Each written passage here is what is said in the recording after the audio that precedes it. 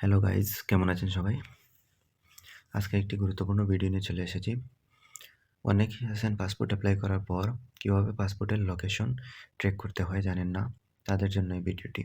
অনেকেই আছেন এই বিষয়গুলো জানেন, যারা জানেন তারা ভিডিওটি দেখার দরকার নেই, স্কিপ করে চলে যেতে পারেন। তো বেশি কথা না বাড়িয়ে কাজে চলে যাই। পাসপোর্টের লোকেশন ট্র্যাক করার জন্য আমি ক্রোম ব্রাউজারটি ওপেন করার পর সার্চ বারে গিয়ে সার্চ করবেন স্পিড পোস্ট ট্রেকিং লিখে।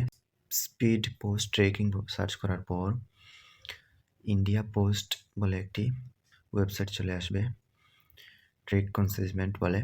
এখানে ক্লিক করবেন।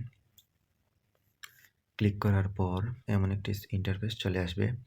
এখান থেকে এরোতে ক্লিক করলে দেখতে পারবেন location, post office, track consignments, find pincode, calculate postage extra আপনারা করতে পারবেন।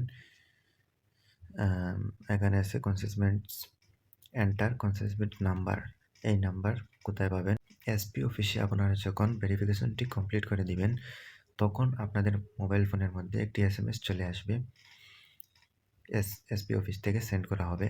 এই SMS-এর মধ্যেই ট্রেকিং আইডি বলে একটি আইডি থাকবে। এই আইডিটি এখানে এন্টার করে দিবেন।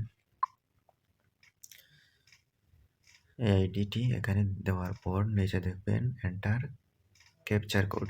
এখানে ক্যাপচার কোডটি বসিয়ে দিবেন।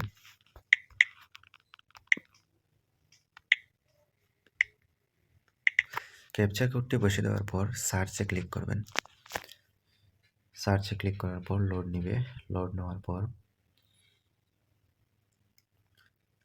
চলে আসবে। এখানে দেখতে পারবেন ডিটেলসে আপনাদের পাসপোর্টটি বর্তমানে কোথায় আছে, কত তারিখ কোন জায়গাতে যাবে, এইসব দেখতে পারবেন। তো আজকে এই পর্যন্ত ছিল বন্ধুরা।